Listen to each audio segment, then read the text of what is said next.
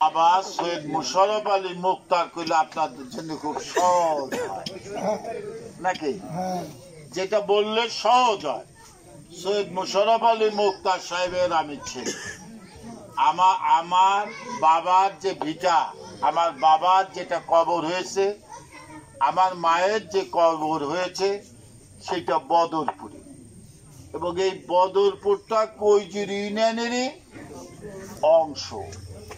এখন নতুন করে কয়েকদিন হলো পৌরসভা হয়েছে, কিন্তু আমি বা আপনারা সকলেই মনে করেন যে আমরা বদরপুর, তোমরা গান্ধী, মুরালদা, আমরা কৈজুর ইউনিয়ন, আমরা এটাই মনে করি এবং আপনারাও সেইটা মনে করেন।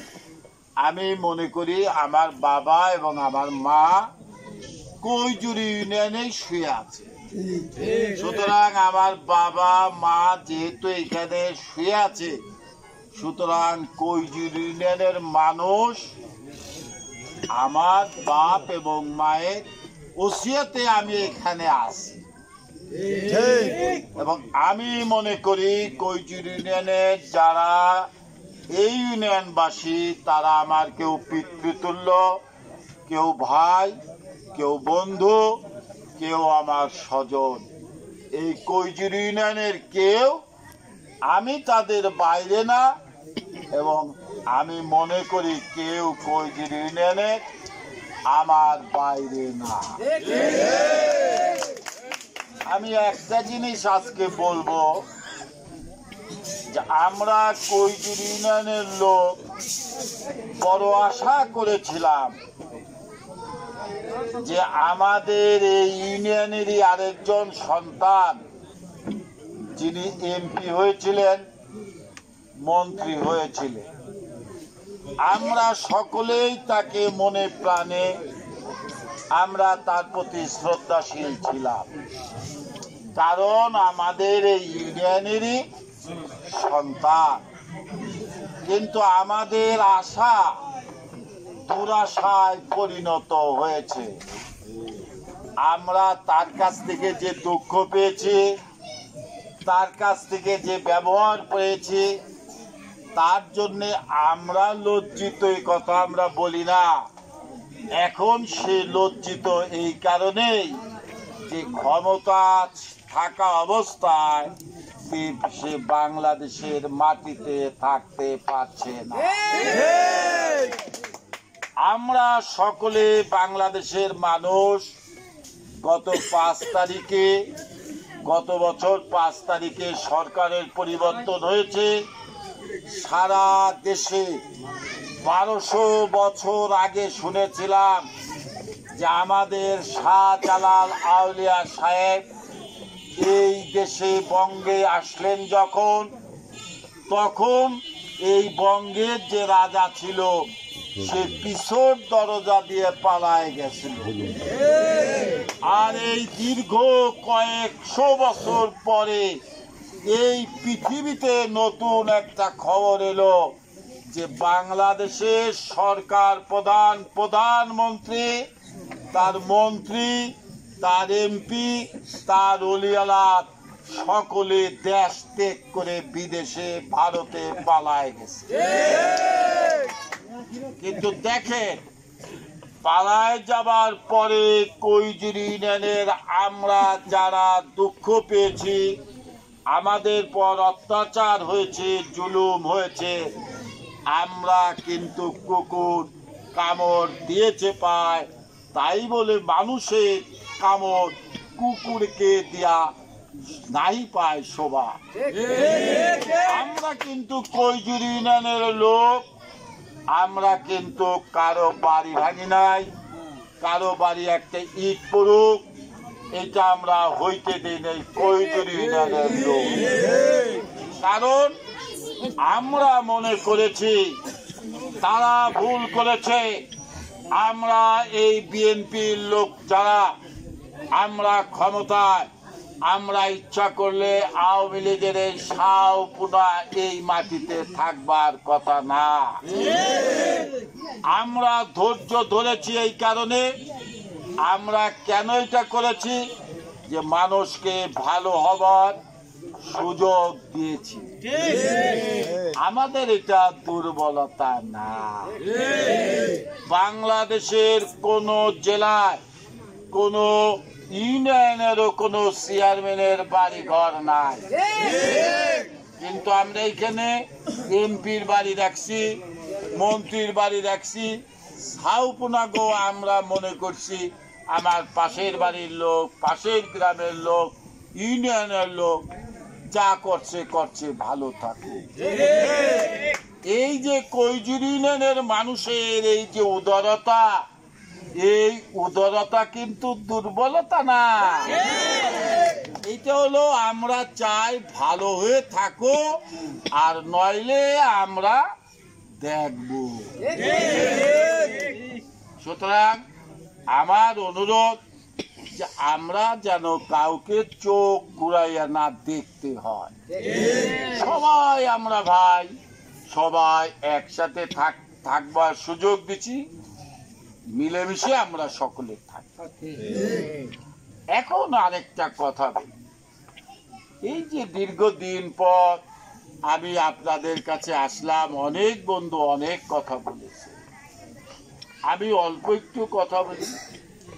জিয়াউর রহমান সাহেবকে যারা দেখেছেন, তাকে যারা বিভিন্ন হাটে ঘাটে ময়দানে খাল খননে জিয়াউর রহমান সাহেবকে অনেকে দেখেছেন, অনেকে হাতে হ্যান্ডশিপও করেছেন। জিয়াউর রহমান যখন এই দেশটাকে করার জন্য দল গঠন করলো, তখন বাংলাদেশে 19টা জেলা ছিল, 19টা লোক দিয়ে এই বিএনপি সৃষ্টি করছে। তার মধ্যে আমার বাপজান এই বৃহত্তর ফরিদপুর জেলা, রাজবাড়ী জেলা, মাদারীপুর জেলা, গোপালগঞ্জ আর ফরিদপুর, এই 4টা সাব ডিভিশন ছিল। তখন এই 6 সাব ডিভিশন মিলে একটা জেলা ছিল, এই জেলা তিনি ফরিদপুর। এই ফরিদপুরে জিয়াউর রহমান সাহেব তাকে দিয়ে, তার হাত দিয়ে এখানে বিএনপিটা গড়া। আপনারা অনেকে সেই জিয়াউর রহমানের আমল থেকে অদ্যদিন পর্যন্ত আপনারা বিএনপি করেন, এবং আপনাদের অভাব অনটন, দুর্যোগ, মামলা মকদ্দমা, মিথ্যা মামলা, মিথ্যাভাবে ষড়যন্ত্র, অন্যায় অবিচারকে আপনারা উপেক্ষা করে আপনারা খালেদা জিয়া, তারেক জিয়ার দিক তাকিয়েছিলেন যে আবার দেশে সময় আসবে, আবার আমরা সকলে একসাথে দেশটা গড়ব, আমরা একসাথে আবার মিলে সেই নেতৃত্বটা দেওয়ার জন্য দীর্ঘ 16 বছর রাজপথে ছিলাম। জিয়াউর রহমান সাহেব যখন বাঁচা ছিলেন, তখন আমাকে এই বর্তমান বৃহত্তর জেলা ফরিদপুরের, তখন আমাকে তিনি এই ছাত্রদের হেড করে রেখেছিলেন।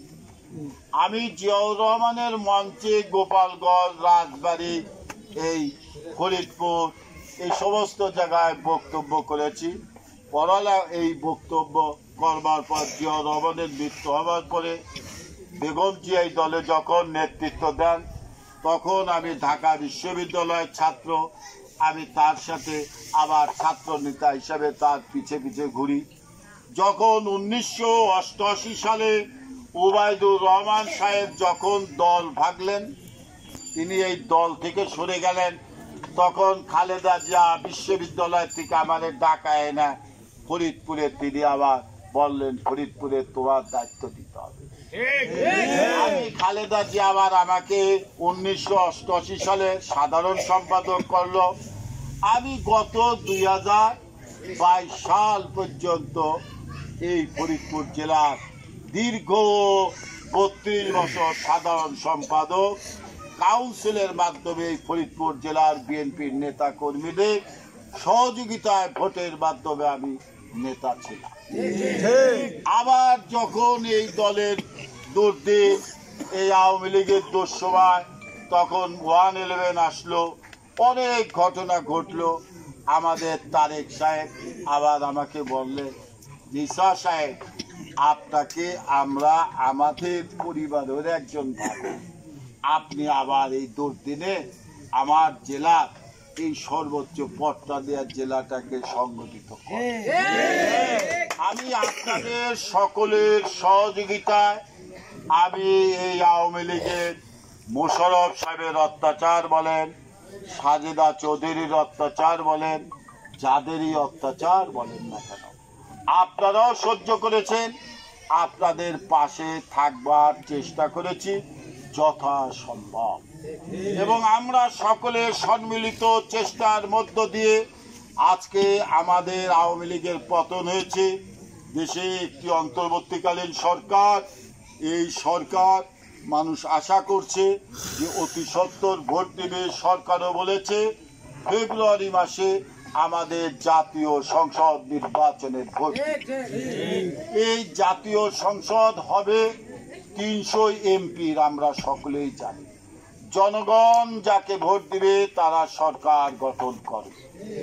আমরা আশা করি, এবং বাংলাদেশের টেলিভিশন পত্রিকায় আমাগো যারা বিরোধী দল তারাও বলে যে বিএনপি ক্ষমতায় আসবে।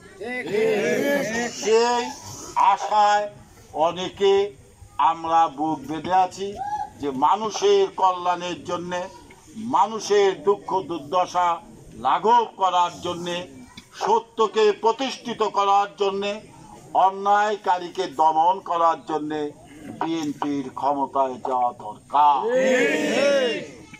সেই জন্যে খালেদা জিয়া আমাদের এই বৃহত্তর ফরিদপুর জেলায় 4 জন এমপিকে মনোনয়ন দিবে। এখনো কারো মনোনয়ন, খালেদা জিয়া, তারেক জিয়া, দলের একটা নিয়ম আছে, এইটা ডিসেম্বর মাসের আগে ঘোষণা দেবার কোনো সুযোগ। এই যে দেখেন ওইখানে 1 জন, ওইখানে 3 জন, ওইখানে 5 জন, অনেকে বিএনপি করে দলের কাজ করছে। মনোনয়ন চাওয়া অপরাধ না, দল করে, দল এসে চাবার অধিকার রাখে। কিন্তু আমরা যারা বিএনপি করি আমাদের মধ্যে বিভাজন করা ভুল হবে। আপনাদের মনে রাখতে হবে, এই কৈজির ইউনিয়নবাসীর জন্যই শুধু বলি, আমি তো আপনাদের ইউনিয়নের সন্তান। আপনারা ইনশাল্লাহ আপনারা মনে মনে আশ্বস্ত থাকেন এবং এই মাথায় চিন্তা রাখেন যে নির্বাচন করতে হবে আপনাদের এই 12 ইউনিয়নের দায়িত্ব নিয়ে। সুতরাং কৈজুর ইউনিয়নের বাসিরই প্রার্থী ইনশাল্লাহ হবে। কৈজুর ইউনিয়নবাসীকে বেশি ধৈর্য ধরতে হবে। যে যে জিতা পার্টি গন্ডগোল করে না, এটা মাথায় রাখতে হবে। ইলেকশন করবে কৈজুর ইউনিয়নের লোক, সুতরাং কৈজুর ইউনিয়নের লোককে মাথা ঠান্ডা রাখতে হবে। সুতরাং কারো গরম কথায় গরম না হওয়াটাই ভালো। আমি আপনাদের কাছে অনুরোধ করব, আপনাদেরকে বলবো, এই কথাটা ভেঙে বলবো, যে 4টা মনোনয়ন দিবে তারেক জিয়া, তার একটা কমিটি আছে, স্ট্যান্ডিং কমিটি বলে। ওই 4 জনের মনোনয়ন শুধু না, এই 64 জেলার এই নিয়ম হচ্ছে যে স্ট্যান্ডিং কমিটির তারেক জিয়ার পাশে ওই জেলার যিনি হেড কনভেনার সে বসা থাকবে, সে মনোনয়নের সুপারিশ করে। সুতরাং আমি এতটুকু আপনাদের বলতে পারি যে আমি আন্দোলনে আছি, সংগ্রামে আছি, মানুষের সাথে আছি এবং এই 46 বছর বিএনপির সাথে আছি। আমি এখন আশা করি আপনাদের কাছে যে আমার মৃত্যু পূর্ব মুহূর্ত পর্যন্ত আমি মানুষের কল্যাণ করতে চাই। দলের জন্য তো অনেক কিছু করেছি এবং করতে চাই, করব, কিন্তু সাধারণ মানুষের জন্য করতে চাই। কোতোয়ালি থানা সদরের 3 আসনের মানুষের মৃত্যুর পূর্ব মুহূর্ত পর্যন্ত পাশে আমি থাকতে চাই। আমি আপনাদের কাছে দোয়া চাই, আপনাদের স্নেহ চাই, আপনাদের ভালোবাসা চাই। আপনাদের কাছে আমি দুহাত তুলে আমি সকলের কাছে আমি বলবো, আমি আপনাদের সন্তান হিসাবে আপনাদের পাশে থাকতে চাই। আপনারা আমাকে সেই সুযোগ দেন। এবং আমি আপনাদের কাছে আরো একটা দাবি রাখবো, এই কৈজির ইউনিয়নের মানুষ এবং যিনি এমপি হবেন তিনি যেন গত এমপির মতো যেন না হয়। তা আমার বিবেক এবং বিবেচনায় যেন মানুষের প্রতি কোনো অন্যায়, কোনো অবিচার যেন আমি না করি, যেন আমি অচল থাকি, সেই শক্তি যেন আমাকে রব্বুল আলামিন দেয়। এর জন্য আপনারা দোয়া করবেন। এবং আপনাদের কাছে আমি পিতৃতুল্য যারা রয়েছেন, ভাই হিসাবে, বন্ধু হিসেবে যারা রয়েছেন, তাদের কাছে সাহায্য চাই যে আপনি শুধু না, আপনার আত্মীয় স্বজন, বন্ধু বান্ধব যে যেখানে আছে তার কাছে আপনি আপনার বন্ধুর জন্যে, আপনার ভাইয়ের জন্যে, আপনার সন্তানের জন্যে আপনি একটু মাঠে নেমে সহযোগিতা করেন। আমি আপনাদের সন্তান হিসাবে বলতে চাই, আমি নিজের কাজের প্রয়োজনে, আমি উকালতি করবার কারণে, শহরে থাকবার প্রয়োজনে আমার ওই সারদা সুন্দরী কলেজের সামনে আমার ছোট্ট একটু বাসা আছে, আমি সেখানেই থাকি। আমি আপনাদের কাছে বলবো, সুখে দুঃখে আমার যে নেতারা আছে, এই যে আমাদের ইউনিয়নের যে নেতারা আছে, আপনার সকলেই পাবেন। তারপরেও যদি আমাকে কোনো প্রয়োজন হয় আমাদের সরাসরি টেলিফোন করবেন, আমার বাসায় আপনারা আসবেন, আমাকে আপনারা পরামর্শ দিবেন এবং যে কোনো সমস্যার জন্য আপনারা আমার কাছে সন্তান মনে করে আমাকে সাহায্য চেলে আমি কৃতজ্ঞ হব এবং আমি আপনাদেরকে একটু করতে চাই। আমার কথায় দুঃখ যদি দিয়ে থাকি সেটা দুঃখ দিয়ে না। আমি আপনাদেরকে বলবো যে আপনারা শক্তিশালী হন, আমি শক্তিশালী। আপনারা যত শক্তি, আমি